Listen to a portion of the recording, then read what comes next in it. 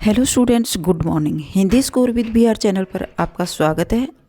आज मैं आपके लिए लेकर आई हूँ क्लास 12th के आरो भाग 2 का पदखंड। पहले वाली वीडियो में था गद्यखंड के MCQs और इस वीडियो में लेकर के आई हूँ आरो भाग के पदखंड यानी कविता से संबंधित प्रश्नोत्तर। तो चलिए देखते हैं। आत्म परिचय कविता के MCQs। अब समय बहुत कम है, इसलिए तीव्र गति से देखते हैं। आत्म परिचय कविता के रचनाकार कौन है? आत्म परिचय कविता के रचनाकार हरिवंश राय बच्चन है। राइट रहेगा ख ऑप्शन। कवि किस का भार लिए फिरता है? कवि जग जीवन का भार लिए फिरता है। कवि जीवन में क्या लिए फिरता है? कवि जीवन में प्यार लिए फिरता है। कवि किस सुरा का पान करता है? कवि स्नेह सुरा का पान करता है। कवि कैसा संसार लिए फिरता है? कवि स्वप्निल का संसार लिए फिरता है। किस हृदय में कवि के हृदय में क्या जलाकर दहा करता है? कवि के हृदय में अग्नि को जलाकर दहा करता है। कवि किस अवस्था का उन्माद लिए फिरता है? कवि युवा अवस्था का उन्माद लिए फिरता है। कवि अपने रोदन में क्या लिए फिरता है? कवि अपने रोदन में राग लिए फिरता है। कवि की वाणी कैसी है? कवि की वाणी शीतल है। कवि स्वयं को दुनिया का एक नया क्या मानता है? एक नया दीवाना मानता है।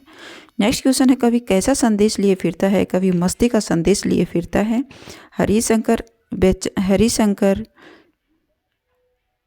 हरिवंश राय बच्चन का जन्म किस सन में हुआ था? हरिवंश राय बच्चन का जन्म सन 1907 में हुआ था। नेक्स्ट क्वेश्चन है, हरिवंश राय बच्चन का देहांत कब हुआ था? हरिवंश राय बच्चन का देहांत सन 2003 में हुआ था। नेक्स्ट क्वेश्चन है, हरिवंश राय बच्चन का जन्म कहाँ हुआ था? हरिवंश राय बच्चन का जन्म इलाहाबाद में हुआ था। हरिवंश राय बच्चन का निधन कहाँ हुआ था? हरिवंश राय बच्चन का निधन मुंबई में हुआ था। नेक्स्ट है, मंजिल भी तो दूर नहीं, यह विचार किसके मन में आ रहा है? यह विचार पंथी के मन में आ रहा है। पंथी किसे कहा गया है इस कविता में? सूर्य को पंथी या पथिक कहा गया है। दिन जल्दी जल्दी ढलता है, कवि किस का गीत किस कवि का है? दिन जल्दी जल्दी ढलता है, यह गीत बच्चन का है। हो जाए ना पथ में रात कहीं, सोचकर कौन जल्दी जल्दी ढलता है? हो जाए ना पथ में रात कहीं, यह सोचकर पंथी जल्दी जल्दी चलता है। किसके बच्चे प्रत्याशा में हैं? चिड़िया के बच्चे प्रत्याशा में हैं। नीड़ का क्या अर्थ है? नीड़ का अर्थ है घोंसला। नेक्स्ट है, घर जाते हुए कवि के पग शिथिल क्यों हो जाते हैं? क्योंकि घर पर उसका कोई इंतजार नहीं कर रहा होता। बच्चे की याद आते ही चिड़िया क्या करती है? तेजी से उड़ती है। संसार के लोग पृथ्वी पर क्या जोड़ते हैं? अर्थ जोड़ते हैं। कवि कैसे संसार को ठुकराता है? कवि वैभवशाली संसार को ठुकरा देता है। कवि उन्माद में क्या लिए फिरता है? कवि उन्माद में अवसाद लिए फिरता है। नेक्स्ट क्वेश्चन है, कवि ने संसार को कैसा माना है? कवि ने संसार को अपूर्ण माना है। नेक्स्ट क्वेश्चन है, कवि ने अपने हृदय में कैसे उपहार संजोए हुए हैं? भावों के उपहार संजोए हुए हैं। नेक्स्ट है, कवि सुख दुख में कैसा रहता है? सुख दुख में सम या समान रहता है। भवसागर से कवि का क्या आशय है? भवसागर से कवि का आशय है संसार रूपी सागर से मैं सने सुरा का पान किया करता हूँ। इसमें कौन सा अलंकार है? सने सुरा में रूपक अलंकार है। एक गीत कविता में कवि ने समय को कैसा माना है? एक गीत कविता में कवि ने परिवर्तनशील समय को परिवर्तनशील माना है। दिन जल्दी जल्दी ढलता है कविता में कवि हताश और निराश क्यों है? परिवार से बिछुड़ने के कारण कवि हताश और निराश है। कवि के हृदय में कैसे भाव भरे हैं? विह्वलता के भाव भरे हुए हैं। दिन ढलने के साथ ही बच्चे कहाँ से झांकने लगते हैं? दिन ढलने के साथ ही बच्चे नीड़ों से झांकने लग जाते हैं। शीघ्र अपने बच्चों के पास पहुँचने की इच्छा चिड़िया की किस क्रिया से प्रकट होती है? तेज उड़ने से चिड़िया की क्रिया प्रकट होती है। दिन जल्दी जल्दी ढलता है गीत में नीड़ों से झांक रहे बच्चों का ध्यान चिड़ियों के परों में क्या भरता है? चिड़िया के परों में यानी पर होते पंख चंचलता भरता है। दिन जल्दी जल्दी ढलता है कविता में दिन का पंथी किसे कहा गया है? सूर्य को दिन का पंथी कहा गया है। नेक्स्ट क्वेश्चन है, कवि मुझसे मिलने को कौन विकल? मुझसे मिलने को कौन विकल, मैं जल्दी जल्दी डरता हूँ। गीत का यह प्रश्न उर में क्या बढ़ता है? उर में विह्वलता। उर का अर्थ होता है हृदय। हृदय में क्या बढ़ता है? विह्वलता को बढ़ता है। पतंग कविता में खरगोश की आंखों जैसा किसे कहा गया है? लाल सवेरे को खरगोश की आंखों जैसा बताया गया है। मैं हूँ किसके हित चंचल, दिन जल्दी जल्दी ढलता है। गीत का यह प्रश्न पैरों को कैसा कर देता है? ये शिथिल कर देता है। कवि के फूट पड़ने को समाज ने क्या कहा है? कवि के फूट पड़ने को कवि ने छंद बनाना कहा है। आत्म परिचय कविता में कवि क्या संदेश देता है? आत्म परिचय कविता में कवि मस्ती का संदेश देता है। पथ में होने वाली रात की आशंका से कौन भयभीत रहता है? पथ में होने वाली रात की आशंका से थका हुआ पंथी भयभीत रहता है। पतंग कविता के कवि कौन हैं? पतंग कविता के कवि आलोक धनवा है। कवि ने तेज बौछारों के जाने के साथ ही किस महीने को भी चले जाने की बात कही है? कवि ने तेज बौछारों के साथ जाने के साथ भादों के महीने की जाने की बात कही है। किसकी आंखों जैसा लाल सवेरा है? खरगोश की आंखों जैसा, आंखों में लाल सवेरे जैसे दिखाई देता है। पुलों को पार करते हुए कौन सी ऋतु आई है? पुलों को पार करते हुए शरद ऋतु आई है। पुल का अर्थ होता है बौछार से लिया गया है। सर्द आया पुलों को पार करते हुए में कौन सा अलंकार है? सर्द आया पुलों को पार करते हुए में मानवीकरण अलंकार किया गया है। कवि के अनुसार दुनिया की सबसे हल्की और रंगीन उड़ने वाली चीज़ कौन सी है? तो कवि के अनुसार दुनिया की सबसे हल्की और रंगीन उड़ने वाली चीज़ पतंग है। सर्द क्या चलाते हुए आता है? सर्द साइकिल चलाते हुए आता है। सर्द क्या बजा रहा है? सर्द घंटी बजा रहा है। सर्द बच्चों के झुंड को कैसे इशारों से बुलाता है? सर्द बच्चों के झुंड को चमकीले इशारों से बुलाता है। भादो किसका प्रतीक है? भादो अंधकार का प्रतीक है। सर्द किसका प्रतीक है?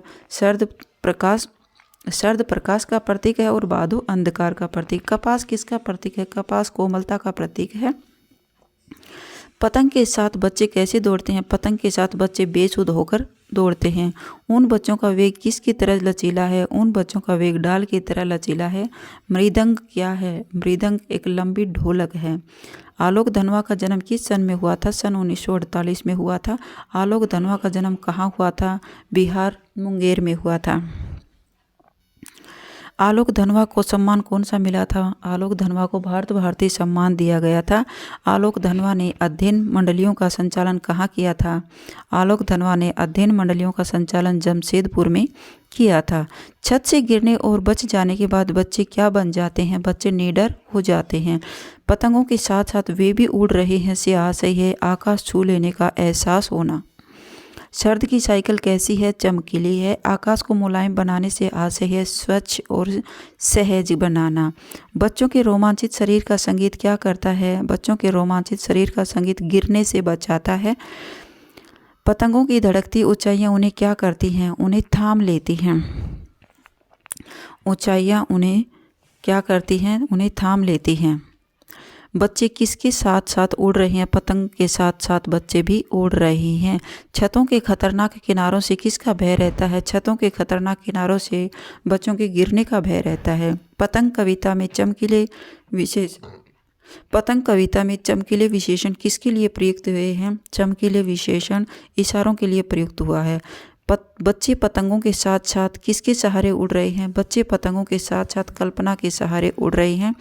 पतंग कविता में कपास किसके प्रतीक है? कोमलता का प्रतीक है। पतंग उड़ाने वाले बच्चे दिशाओं को किसके समय बताते हैं? पतंग उड़ाने वाले बच्चे दिशाओं को एक मृदंग के समान बजाते हैं। पृथ्वी किसके बेचैन पैरों के पास घूमती हुई आती है?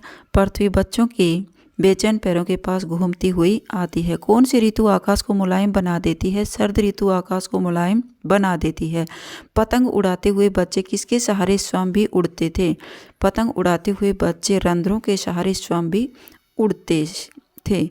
पतंग कविता में लाल सवेरे को कैसा कहा गया है? लाल सवेरे को खरगोश की आंखों के जैसा बताया गया है। दुनिया की सबसे हल्की और रंगीन चीज़ किसे कहा गया है? दुनिया की सबसे हल्की और रंगीन चीज़ पतंग को कहा गया है। बांस की सबसे पतली कमानी क्या है? पतंग। बांस की सबसे पतली कमानी पतंग है। नेक्स्ट है कविता के बहाने। कविता के रचनाकार कौन है? कविता के बहाने कविता के रचनाकार कुंवर नारायण है। कविता किसके बहाने? एक उड़ान है। चिड़िया के बहाने एक उड़ान है। कविता फूलों के बहाने क्या है? फूल के बहाने एक खिलना है। कविता किसके बहाने खेल रही है? बच्चे के बहाने खेल रही है। सब घर एक कर देंगे का आशय है भेदभाव नहीं रखना। बात सीधी थी पर कविता के कवि कौन है? बात सीधी थी पर कविता के कवि कुंवर नारायण। सीधी सी बात किसके चक्कर में फंस गई थी? सीधी सी बात एक भाषा के चक्कर में फंस गई थी। कवि किसे पाने की कोशिश करता है? कवि बात को पाने की कोशिश करता है। बात बाहर निकलने की अपेक्षा कैसी हो गई है? बात बाहर निकलने की अपेक्षा पेचीदा हो गई है। कवि क्या कर्तव्य कर रहा है? कवि बात सुलझाने की कोशिश कर रहा है। बात कवि के साथ कैसे खेल रही है? बात कवि के साथ एक शरारती बच्चे के समान खेल रही है। बात की चूड़ी मर जाना से कवि का क्या आशय है? बात की चूड़ी मर जाना से आशय है बात प्रभावहीन हो जाना। बात की पेच खोलना प्रतीक से स्पष्ट होता है स्पष्ट होना। बात का पेच खोलने का प्रतीक है स्पष्ट होना। बात का शरारती बच्चे की तरह खेलना है बात समझ में न आना। मुझे पसीना पोंछते देखकर पूछा में अलंकार है पै की आवृत्ति के कारण अनुप्रास अलंकार है। कुंवर नारायण का जन्म किस सन में हुआ था? सन 1927 में हुआ था। कुंवर नारायण के द्वारा रचित प्रबंध काव्य कौन सा था? आत्मजयी। कुंवर नारायण को किस कवि के नाम पर सम्मान मिला था? कुंवर नारायण को कबीर के नाम पर सम्मान मिला था। कविता के बहाने कविता कवि के किस काव्य संग्रह से ली गई है? कविता के बहाने कविता इन दिनों काव्य संग्रह से ली गई है। बात सीधी थी पर कविता कवि के किस काव्य संग्रह से ली गई है? बात सीधी थी यह कोई दूसरा नहीं काव्य संग्रह से ली गई थी। कविता किसका खेल है? कविता में शब्दों का खेल है। बात सीधी थी पर में किसकी सहजता की बात कही गई है? बात सीधी थी में भाषा की सहजता की बात कही गई है। कविता की उड़ान को कौन नहीं जान सकता? कविता की उड़ान को चिड़िया नहीं जान सकती। कविता के पंख लगा उड़ने से कविता के पंख लगा उड़ने से तात्पर्य है कल्पना करना, कवि के द्वारा कल्पना करना। बिना मुरझाए महकने के माने में अलंकार है मैं की आवृत्ति के कारण अनुप्रास अलंकार है। बात बाहर निकलने की अपेक्षा कैसी हो गई थी? पेचीदा हो गई थी। आडंबरपूर्ण शब्दों के प्रयोग की भाषा कैसी हो जाती है? आडंबरपूर्ण शब्दों के प्रयोग से भाषा अस्पष्ट हो जाती है। कुंवर नारायण किस संवेदना के कवि हैं? कुंवर नारायण नागर संवेदना के कवि हैं। बात सीधी थी पर में कवि ने किस पर बल दिया गया है? बात सीधी थी पर कवि ने भाषा की सहजता पर बल दिया है। अच्छी कविता का बनना सही बात का सही किस से जुड़ना होता है? शब्द से जुड़ना होता है। बात की पेच खोलने से अभिप्राय है बात का स्पष्ट होना। कवि ने शरारती बच्चे के समान कौन खेल रहा है? कवि से शरारती बच्चे के समान बात खेल रही है। भाषा के साथ साथ बात कैसी होती गई है? भाषा के साथ साथ बात पेचीदा होती गई है। भाषा के क्या करने से बात और अधिक पेचीदा हो गई है? भाषा के तोड़ने मरोड़ने से, घुमाने फिराने से, उल्टने पलटने से, उपर्युक्त सभी का करने से बात पेचीदा हो गई है। बात कवि के साथ किसके समान खेल रही है? एक बच्चे के समान खेल रही है। कवि ने कविता के लिए क्या उपमान दिया है? कवि ने कविता के लिए खेल का उपमान दिया है। बात जरा टेढ़ी फंसने का मूल कारण क्या था? बात अर्थवाद हो जाना। बिना मुरझाए का महकती है। बिना मुरझाए क्या महकती है? बिना मुरझाए कविता महकती है। नेक्स्ट है कमरे में बंद अपाहिज कविता के कवि कौन है? कमरे में बंद अपाहिज कविता के कवि है रघुवीर सहाय। हम किसी पर बोलेंगे, इसमें किस पर बोलने की बात बताई कही जा रही है? दूरदर्शन पर बोलने की बात कर रही है। हम क्या हैं? हम समर्थ हैं। ये अपाहिज कविता के हैं। हम किसे लाएंगे? हम दुर्बल व्यक्ति को लाएंगे। दुर्बल को हम कहाँ ले जाएंगे? बंद कमरे में ले जाएंगे। हम दूरदर्शन पर क्या बोलेंगे? हम समर्थ और शक्तिवान हैं। अपाहिज से दूरदर्शन कार्यक्रम संचालक किस प्रकार के प्रश्न पूछता है? वह अर्थहीन प्रश्न पूछता है। अपाहिज क्या नहीं बता पाएगा? अपाहिज अपना दुख नहीं बता पाएगा। कार्यक्रम को रोचक बनाने के लिए हम अपाहिज को क्या करते हैं? रुला देते हैं। कैमरे वाले पर्दे पर अपाहिज को क्या दिखाएंगे? रोने से उसकी फूली हुई आँख को दिखाएंगे। कैमरा एक साथ क्या दिखाना चाहता है? दर्शक और अपाहिज दोनों के रोते हुए को दिखाना चाहता है। पर्दे पर किसकी कीमत है? पर्दे पर वक्त की कीमत होती है। कार्यक्रम समाप्त करने के लिए प्रस्तुतकर्ता क्या करेगा? रोते हुए धन्यवाद करेगा। कार्यक्रम समाप्त करने पर प्रस्तुतकर्ता क्या करेगा? रोते हुए धन्यवाद करेगा। प्रस्तुतकर्ता दर्शकों को क्या रखने के लिए अनुरोध करता है? प्रस्तुतकर्ता दर्शकों को धैर्य रखने के लिए अनुरोध करता है। प्राप्तकर्ता बस करो, नहीं हुआ रहने दो, क्यों कहता है? अपाहिज और दर्शक के न रोने पर ऐसा कहा जाता है। रघुवीर शाह का जन्म किस सन में हुआ था? रघुवीर शाह का सन 1929 में हुआ था। रघुवीर शाह का जन्म कहाँ हुआ था? लखनऊ में हुआ था। रघुवीर शाह का निधन किस सन में हुआ था? रघुवीर शाह का जन्म सन 1990 में हुआ था। रघुवीर शाह का निधन कहाँ हुआ था? दिल्ली में हुआ था। रघुवीर शाह को कौन सा पुरस्कार दिया गया था? रघुवीर शाह को साहित्य अकादमी पुरस्कार दिया गया था। पर्दे पर किसकी कीमत बताई जाती है? पर्दे पर वक्त की कीमत बताई जाती है। रघुवीर शाह हैदराबाद से प्रकाशित किस पत्रिका के कार्यरत थे? हैदराबाद से प्रकाशित कल्पना पत्रिका में कार्यरत रहते थे। कैमरे में बंद अपाहिज कविता कवि के किस संग्रह से ली गई है? कैमरे में बंद अपाहिज को जो लोग भूल गए हैं काव्य संग्रह से लिया गया है। कैमरे वाले एक और कोशिश क्यों करना चाहते हैं? अपाहिज की अपंगता को उभारने के लिए कैमरे वाले कोशिश करना चाहते हैं। कैमरे में बंद अपाहिज कविता किस पर व्यंग्य है?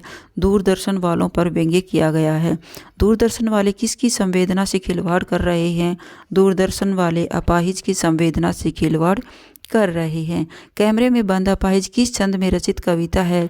कैमरे में बंद अपाहिज एक मुक्त छंद में रचित कविता है। दूरदर्शन पर किस उद्देश्य से युक्त कार्यक्रम दिखाया गया है? दूरदर्शन पर सामाजिक के उद्देश्य से कार्यक्रम दिखाया जा रहा था। अब मुस्कुराएंगे हम, इस पंक्ति में हम कौन हैं? हम दूरदर्शन वाले। अब मुस्कुराएंगे हम, इस पंक्ति में हम कौन हैं? दूरदर्शन वाले। कैमरे में बंद अपाहिज करुणा के मुखौटे में छपी किसकी कविता है? एक क्रूरता की कविता है। कैमरे में बंद अपाहिज कविता में कैमरा एक साथ क्या दिखाना चाहता है? दर्शक और अपाहिज को रोते हुए दिखाना चाहता है। नेक्स्ट है, कैमरे में बंद अपाहिज कविता में समर्थ शक्तिमान किसे कहा जाता है? दूरदर्शन वालों को समर्थ और शक्तिमान बताया गया है। दूरदर्शन वाले बंद कमरे में किस लिए आए थे? किसे लाए थे? दूरदर्शन वाले बंद कमरे में अपंग या अपाहिज व्यक्ति को लाए थे। अपाहिजों के होठों पर क्या दिखाई देता है? अपाहिज के होठों पर कसमसाहट दिखाई देती है। कैमरे में बंद अपाहिज कविता के दूरदर्शन कर्मियों की किस मनोवृत्ति को दर्शाया गया है? या संवेदनहीनता को दर्शाया गया है। कैमरे वाला किन्हें साथ साथ रुलाना चाहता है? कैमरे वाला अपाहिज दर्शक को रुलाना चाहता है। सहर्ष स्वीकार है कविता के कवि कौन है? सहर्ष स्वीकार है कविता के कवि गजानन माधव मुक्तिबोध है। जिंदगी में जो कुछ है, जो भी है, उसे कैसे स्वीकार किया गया है? उसे सहर्ष स्वीकार किया गया है। कवि के अनुसार जो कुछ भी मेरा है वह तुम्हें क्या है? वह तुम्हें प्यारा है। गरीबी को कैसा बतलाया है? गरीबों को गर्बीली बताया गया है। कवि के भीतर क्या है? कवि के भीतर मीठे पानी का झरना है। कवि ने ऊपर तुम की तुलना किससे की है? ऊपर तुम की तुलना चांद से की है। कवि किस अपराध के लिए दंड मांगता है? प्रभु को भूल जाने के अपराध के लिए दंड मांगता है। कवि की आत्मा कैसी हो गई है? कमजोर और अक्षम हो गई है। कवि किससे भयभीत है? कवि भविष्य से भयभीत है। कवि को कैसी आत्मीयता सहन नहीं होती? कवि से संवेदना देने वाली आत्मीयता सहन नहीं होती। कवि कहाँ लापता होना चाहता है? कवि अंधेरी गुफाओं में लापता होना चाहता है। कवि प्रभु के प्रति क्या समर्पित करता है? कवि प्रभु के प्रति सर्वस्व समर्पित करता है। भीतर की सरिता से कवि का क्या तात्पर्य है? भीतर की कविता से कवि का तात्पर्य हृदय की सरिता से है। बहलाती सहलाती आत्मीयता कैसी आत्मीयता है? बहलाती सहलाती आत्मीयता एक सांत्वना देने वाली है। ममता के बादल कैसे बादल होते हैं? ममता के बादल प्रेम के बादल होते हैं। गजानन माधव मुक्तिबोध का जन्म किस सन में हुआ था? गजानन माधव मुक्तिबोध का जन्म सन 1917 में हुआ था। मुक्तिबोध का जन्म कहाँ हुआ था? मुक्तिबोध का जन्म श्योपुर में हुआ था। मुक्तिबोध का निधन किस वर्ष हुआ था? सन 1964 में मुक्तिबोध का निधन हो गया था। मुक्तिबोध का निधन कहाँ हुआ था? नई दिल्ली में मुक्तिबोध का निधन हुआ था। सहर्ष स्वीकारा है कविता कवि के किस काव्य संग्रह से ली गई है? सहर्ष स्वीकारा है कविता भूरी भूरी खाक धूल से ली गई है। सहर्ष स्वीकारा है कविता में किसके भाव की प्रधानता है? इसमें विनय के भाव की प्रधानता है। कवि ने अपने अनुभवों को किस प्रकार का बताया है? कवि ने अपने अनुभवों को सुखद बताया है। यह विचार वैभव सब में अलंकार है। विचार वैभव में वाक्यावर्ती के कारण अनुप्रास अलंकार है। गर्बीली गरीबी, ये इसमें गर्बीली क्या है? गर्बीली गरीबी का विशेषण है। कवि ने अंधकार को कैसा बताया है? कवि ने अंधकार को दक्षिण ध्रुवी जैसा बताया है। मुस्कुराता चांद जो धरती पर रात भर में कौन सा अलंकार है? मुस्कुराता चांद में चांद का मानवीकरण किया गया है। सहर्ष स्वीकारा है कविता में कवि ने अपने प्रियतमा के चेहरे की तुलना किससे की है? चांद से की है। नेक्स्ट है कवि से क्या नहीं सहा जाता? कवि से गहन अंधकार नहीं सहा जाता। कवि को किन बादलों को की मंडराती कोमलता स्पष्ट होती है?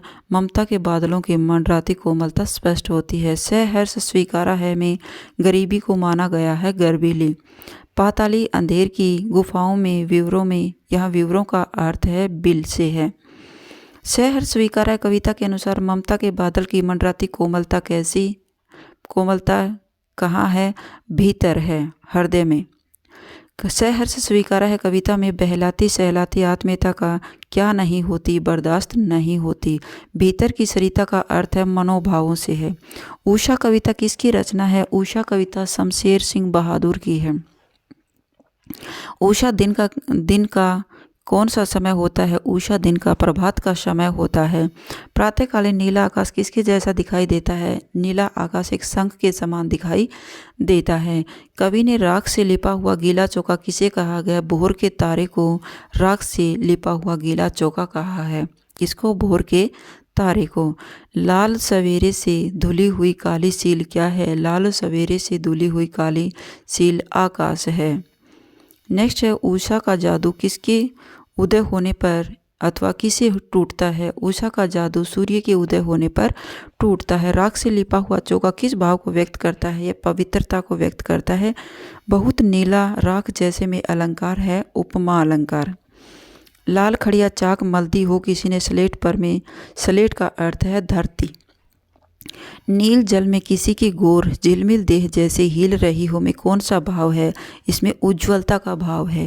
बहुत काली सील जरा से लाल केसर से की जैसे धुल गई हो में कौन सा भाव है? सहजता का भाव दिखाया गया है।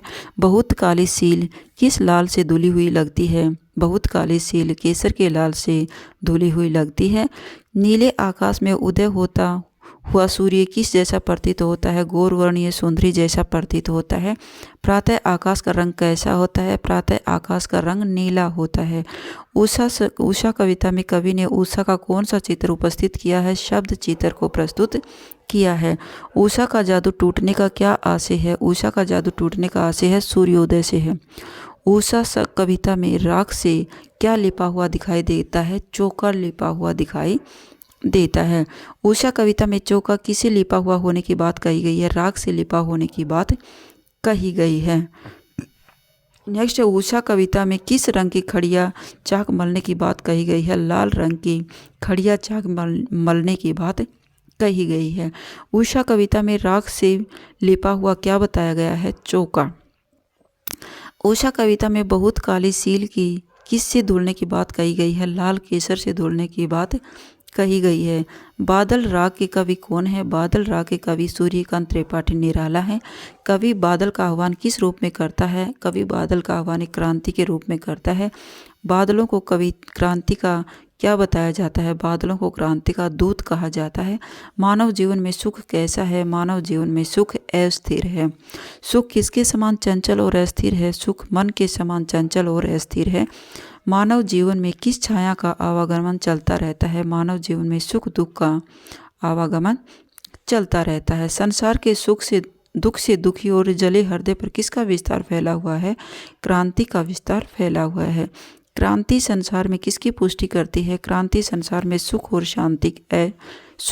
और अशांति का सृष्टि करती है। कविता में बादल किसका प्रतीक है? बादल क्रांति का प्रतीक है। धरती का शोषण कौन कर रहा है? धरती का शोषण गर्मी कर रही है। क्रांति के बादलों की वज्र गर्जना से कौन सा वर्ग भयभीत हो रहा है? क्रांति के बादलों की वज्र गर्जना से पूंजीपति वर्ग भयभीत हो रहा है। तेज बरसात से कौन धराशायी हो रहा है? तेज बरसात से बड़े बड़े वृक्ष धराशायी हो रहे हैं। क्रांति का सबसे अधिक लाभ किसे मिलता है? क्रांति का सबसे अधिक लाभ निम्न वर्ग को मिलता है। अंगना अंग से लिपटे कौन कांप रहा है? अंगना अंग से लिपटे धनी लोग कांप रहे हैं। बादलों को अधीरता से कौन बुला रहा है? बादलों को अधीरता से कृषक बुला रहा है। रुद्र कोश है, क्षुब्ध तोष है। यहाँ रुद्र का क्या अर्थ है? रुद्र का अर्थ है क्रोधित होना। शैशव का कुमार शरीर किस में हंसता है? शैशव का कुमार शरीर रोग शोक से हंसता है। जीर्ण बाहु है, शीर्ण शरीर। यहाँ शीर्ण का अर्थ है क्षीण होना। रोग शोक में भी किसका सुकुमार शरीर हंसता है? रोग शोक में शैशव का सुकुमार शरीर हंसता है। बादल राग कविता में रणतरी किससे भरी रहने का बात कही गई है? रणतरी को आकांक्षाओं से भरी होने की बात कही गई है। रुद्र रोष अक्षुब्ध तोष में क्षुब्ध का अर्थ है खिन्न। बादल राग कविता में सुख को कैसा बताया गया है? सुख को अस्थिर बताया गया है। आतंक अंक पर कौन कांप रहा है? धनी कांप रहे हैं। जल विप्लव प्लावन हमेशा किस पर आधारित होता है? जल विप्लव प्लावन जमीन पर आधारित होता है। नेक्स्ट क्वेश्चन है, बादल राग किस प्रकार की कविता है? बादल राग प्रगतिवादी कवि की रचना है। निराला के किस छंद में रचनाएं लिखी है? निराला ने मुक्त छंद में रचनाएं लिखी हैं। बादल राग कविता किस काव्य संग्रह से संकलित है? बादल राग कविता अनामिका काव्य संग्रह में संकलित है। कवितावली किसकी रचना है? कवितावली तुलसीदास की रचना है। संसार के सभी लोग काम क्यों करते हैं? संसार के सभी लोग पेट भरने के लिए काम करते हैं। किस बला के लिए लोग दर दर ठोकरें खाते फिरते हैं? अपने पेट के लिए लोग दर दर की ठोकरें खाते फिरते हैं। लोगों में कौन सी भावना नहीं रह गई है? लोगों में रोजी रोटी की भावना नहीं रह गई है। पेट की अग्नि किससे बढ़कर है? पेट की अग्नि खेत की आग से भी बढ़कर होती है। किसी की कृपा से भूख के लिए भटकते लोगों को शांति मिल सकती है। राम की कृपा से भूख के लिए भटकने वाले लोगों को शांति मिल सकती है। समाज में चारों ओर किसका बोलचाल है? समाज में चारों ओर गरीबी और बेकारी का बोलबाला है। संपूर्ण समाज को गरीबी से किस रूप में घेर रखा है? संपूर्ण समाज ने गरीबी ने रावण के रूप में उसे घेर रखा है। वेदों और पुराणों के अनुसार संकट के समय कौन सहायता करता है? वेदों और पुराणों के अनुसार संकट के समय प्रभु राम सहायता करते हैं। किस बी से क्या अभिप्राय है? किस बी से अभिप्राय है? मजदूर। तुलसी जी किस चीज़ का खंडन करते हैं? तुलसी जी जाति का खंडन करते हैं। कवि के अनुसार वे कहाँ सोते हैं? कवि के अनुसार वे महलों में सोते हैं। कवि के अनुसार वह अपना पेट किस कारण भरते हैं? भीख मांगकर भरते हैं। कवितावली उत्तराखंड में से कौन सा छंद है? कवितावली उत्तराखंड में कवित छंद है। दरिद्र दशानन में कौन सा अलंकार है? दरिद्र दशानन में द की आवर्ती के कारण अनुप्रास अलंकार है और दरिद्र नारायण में रूपक अलंकार भी बनता है। भाई, लक्ष्मण मोर्चा और राम का विलाप किसकी रचना है? लक्ष्मण मोर्चा और राम का विलाप तुलसीदास की रचना है। हनुमान जी ने क्या लाने की आज्ञा मांगते हैं? संजीवनी बूटी लाने की आज्ञा मांगते हैं। राम जी के एक निष्ठ भक्त कौन थे? हनुमान थे। लक्ष्मण मोर्चा और राम का विलाप में किस भाषा का प्रयोग किया गया है? इसमें अवधी भाषा का प्रयोग किया गया है। लक्ष्मण मूर्छा और राम के विलाप में किस रस का प्रयोग है? इसमें करुण रस का प्रयोग हुआ है। नारी हानि विशेष क्षति नाही, यहाँ क्षति का अर्थ है हानि से है। जगदम्बा हरि आनी अब सठ चाहत कल्याण, यह पंक्ति किस से ली गई है? ये कुंभकर्ण से ली गई है। जगदम्बा हरि आनी अब सठ चाहत कल्याण, यह पंक्ति किसने कही थी? कुंभकर्ण ने कही थी। लक्ष्मण कहाँ मूर्छित हुए थे? युद्ध में मूर्छित हो गए थे।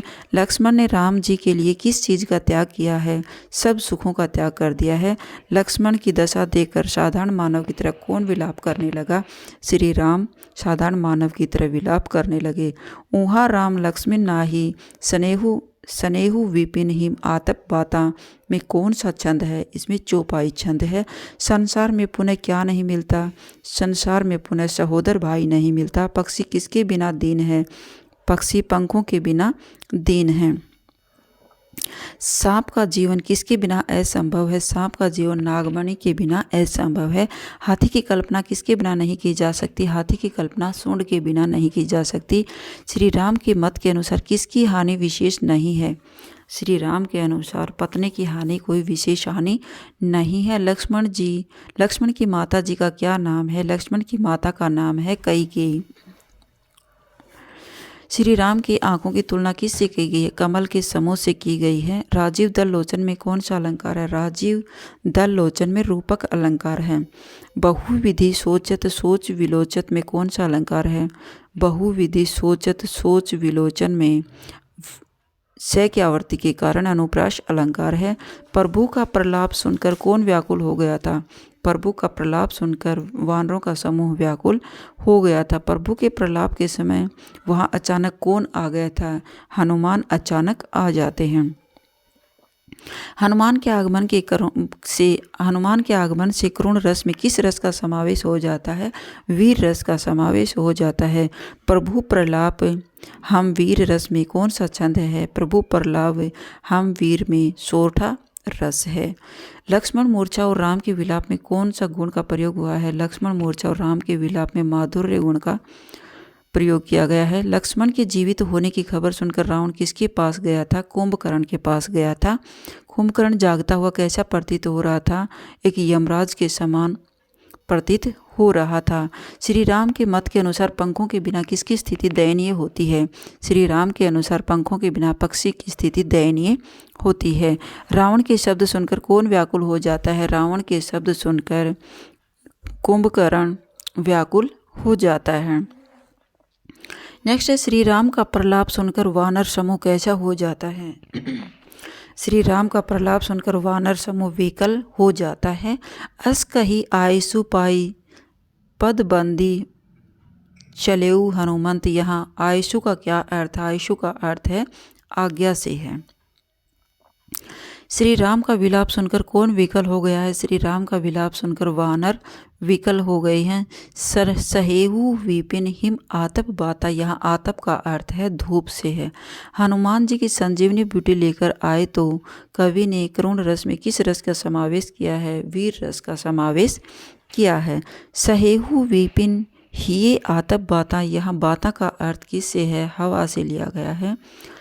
मनी बिनु फनी करीबन कर धीना, यहाँ करीबर का अर्थ है हाथी। मनी बिनु फनी करीबर कर हीना, यहाँ फनी का अर्थ है सांप। जागने पर कुंभकर्ण किसकी तरह देह धारण किए दिखाई देता है? एक काल की तरह देह धारण किए दिखाई देता है। लक्ष्मण किसको दुखी नहीं देख सकता? लक्ष्मण श्री राम को दुखी नहीं देख सकते थे। नेक्स्ट है श्री राम ने लक्ष्मण को हृदय से लगाया तो कौन हर्षित हो गया था? श्री राम ने लक्ष्मण को हृदय से लगाया तो भालू कपि समूह हर्षित हो गया था। नेक्स्ट है छोटा मेरा खेत। छोटा मेरा खेत कविता किसकी रचना है? ये उमा शंकर जोशी की है। यहाँ कवि किस खेत की बात करता है? यहाँ कवि कागज रूपी खेत की बात करता है। कवि ने अपने खेत में कैसा बीज बोया है? कवि ने अपने खेत में शब्द रूपी बीज बोया है। कवि क्या बोता था? अभिव्यक्ति रूपी बीज बोता है। कवि अभिव्यक्ति रूपी बीज किस पर बोया था? कागज के पृष्ठ पर बोया था। कवि अभिव्यक्ति रूपी बीज किस पर बोया था? कागज़ के पृष्ठ पर बोया था। कवि विचारों का बीज बोकर कौन सा रसायन डालता है? विचारों का बीज बोकर कल्पना का रसायन डालता है। बीज किस रूप में अंकुरित होता है? बीज एक शब्द के रूप में अंकुरित होता है। कवि ने किस रस की अमृत धारा को अक्षय माना है? कवि ने साहित्य रस की अमृत धारा को अक्षय माना है। साहित्य की रस धारा कब तक चलती है? साहित्य की रस धारा अनंत काल तक चलती है। कवि ने किससे रसायन कहा है? कल्पना को रसायन कहा है। छोटा मेरा खेत में कौन सी शैली है? प्रतीकात्मकता शैली है। पल्लव पुष्पों में नमित हुआ विशेष में कौन सा अलंकार है? पल्लव पुष्पों में रूपक अलंकार है और पेय की आवर्ती के कारण अनुप्रास अलंकार भी है। बुगलों के पंख किसकी रचना है? बगुलों के पंख उमा शंकर जोशी की रचना है। आकाश में किसकी पंक्ति बंधी है कि सुंदरता का चित्रण किया गया है? आकाश में बगुलों की पंक्ति बंधी है कि सुंदरता का वर्णन किया गया है। बगुलों के पंखों के द्वारा क्या चुराए जाने की बात कही गई है? बगुलों के पंखों के द्वारा आँख चुराए जाने की बात कही है। बगुलों के पंखों का रंग कैसा है? सफ़ेद है। आकाश किससे भरा हुआ है? काले बादलों से भरा हुआ है। बगुलों के पंख काले बादलों के ऊपर तैरते किसके समान दिखाई देती है? सांझ की श्वेत काया के समान दिखाई देते हैं।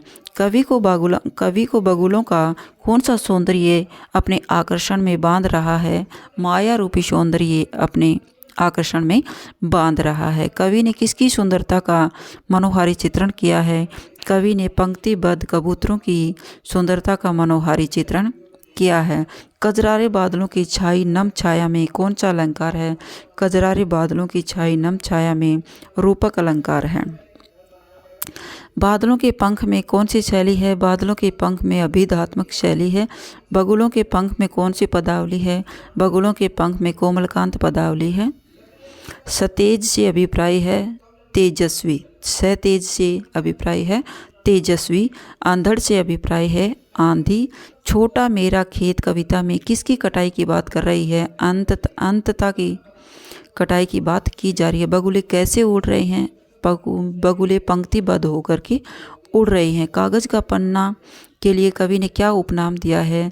चौकोना खेत। कागज़ के पन्ने को चौकोना खेत का उपनाम दिया है। बगुलों के पंखों के द्वारा आंखें चुराने से क्या तात्पर्य है?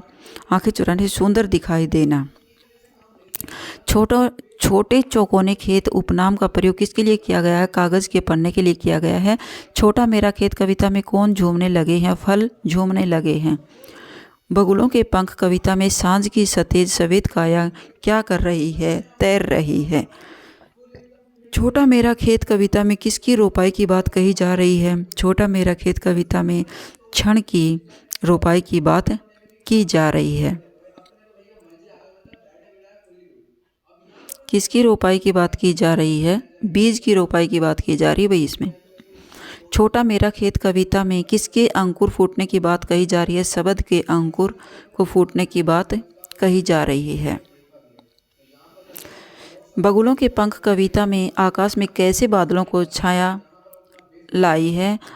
बगुलों के पंख कविता में आकाश में काले बादलों की छाया छाई हुई है। बगुलों के पंख कविता में किस वक्त की सतेज सफेद काया का तैरने की बात कही है? सांझ की सफेद काया तैरने की बात कही गई है। नेक्स्ट है रुबाइयाँ। रुबाइयाँ किसकी रचना है? फिराक गोरखमुखी की है रुबाइयाँ।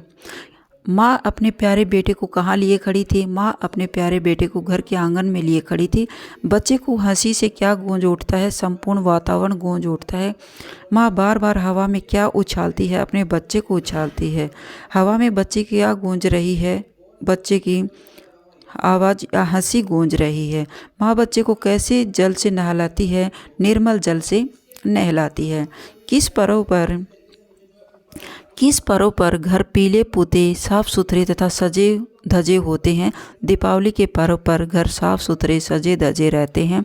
घर में किस से बने सुंदर खिलौने रखे हुए हैं? चीनी मिट्टी के सुंदर खिलौने बने रखे हुए हैं। दिवाली के अवसर पर रूपवती के मुख पर क्या होती है? एक नरम चमक होती है। बालक किस पर ललचाया है? बालक चांद पर ललचाया हुआ है। माँ अपने पुत्र को क्या देती है? माँ अपने पुत्र को दर्पण देती है। किसके लच्छे चमक रहे हैं? राखी के लच्छे चमक रहे हैं। राखी के लच्छे किस तरह चमक रहे हैं? एक बिजली की भांति चमक रहे हैं। रुबाइयाँ किस गुण का प्रयोग है? रुबाइयों में प्रसाद गुण का वर्णन है। रुबाइयाँ किस छंद का प्रयोग है? रुबाइयाँ में रुबाई छंद का प्रयोग है। रुबाइयों में किस शैली का प्रयोग हुआ है? रुबाइयाँ में भावपूर्ण शैली का प्रयोग किया गया है। रुबाइयाँ किस रस का प्रयोग हुआ है? रुबाइयों में वात्सल्य रस का प्रयोग किया गया है। गज़ल किसकी रचना है? गज़ल फिराक गोरखमुखी की रचना है। गज़ल में कवि ने किस ऋतु का वर्णन किया है? गज़ल में बसंत ऋतु का वर्णन किया है।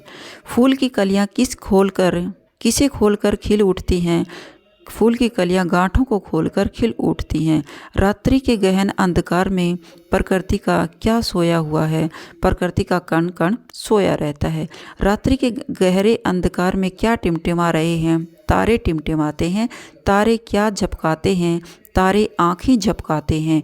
कौन कवि को बदनाम करना चाहता है? समाज के लोग कवि को बदनाम करना चाहते हैं। कवि किस कीमत को अदा करने की बात कहता है? कवि प्रेम की कीमत को अदा करने की बात कहता है। कवि किसको संबोधित करता है? कवि प्रियतमा को संबोधित करता है। कवि किसका सौदा करने के लिए कह रहा है? कवि प्रियतमा का सौदा करने के लिए कह रहा है। कवि प्रियतमा की किस भावना का सम्मान करता है? कवि प्रियतमा की पीड़ा की भावना का सम्मान करता है। कवि को अपनी प्रियतमा के साथ साथ किसका ख्याल है? कवि को अपनी प्रियतमा के साथ साथ दुनिया का भी ख्याल है। किसका तवाजुन कायम है? फितरत का तवाजुन कायम है। कवि किसकी चमक की बात कर रहा है? कवि शेरों के चमक की बात कर रहा है। शराब की महफिलों में शराबियों को क्या याद आता है? शराब की महफिल में शराबियों को शराब याद आती है। रात गए फरिश्ते आकाश में संपूर्ण संसार का क्या खोलते हैं? रात गए फरिश्ते आकाश में संपूर्ण संसार का पाप का अध्याय खोलते हैं। फिराक किस पर सदके ला जाता है? फिराक शायरी की आवाज़ पर सदके जाता है। कवि अपनी गज़लों को किसके प्रति समर्पित करता है? कवि अपनी गज़लों को मीर के प्रति समर्पित करता है। गज़ल में किस छंद का प्रयोग हुआ है? गज़ल में गज़ल छंद का ही प्रयोग किया जाता है। फितरत कायम तवाजुन आलमे हुस्नो इश्क में भी पंक्ति में कौन सा भाषा है? इसमें उर्दू फारसी भाषा है। गज़ल में किस रस का प्रयोग है? गज़ल में श्रृंगार रस का प्रयोग किया गया है। तेरे गम का पासे अदब है, कुछ दुनिया का ख्याल भी पंक्ति में कौन सी भाषा है? उर्दू फारसी भाषा है। सदके फिराक एजाजे सुखन के कैसे उड़ा ली ये आवाज़ पंक्ति में कौन सा भाव दिखाया गया है? उर्दू फारसी का भाव दिखाया गया है। पठित गज़ल के अनुसार रात के सन्नाटे का क्या कर रहे हैं? रात का सन्नाटा कुछ बोल रहे हैं। पठित गज़ल के अनुसार रात में कौन बोल रहा है? तारे बोल रहे हैं। गज़ल के अनुसार आँखें कौन झपका रहे हैं? तारे झपका रहे हैं। फितरत का कायम है तवाजुन, यहाँ तवाजुन का अर्थ है संतुलन बनाना। कायम है फितरत का कायम है तवाजुन, यहाँ फितरत का अर्थ है आदत। रात गए गर्दू पे फरिश्ते, यहाँ गर्दू का क्या अर्थ है? गर्दू का अर्थ है आकाश से। तारे आँखें झपकाते हैं, जरा जरा सोए हैं। जरा जरा का अर्थ है कण कण सोया हुआ है। तो ये आपके आरो भाग 2 का यानी क्लास 12th का पद काव्य कविताओं से संबंधित मोस्ट इम्पॉर्टेंट क्वेश्चन थे। अगर आपको मेरी वीडियो अच्छी लगी हो तो प्लीज़ लाइक कीजिए, शेयर कीजिए और सब्सक्राइब करना न भूलें। फिर मिलते हैं नेक्स्ट वीडियो में। Bye bye.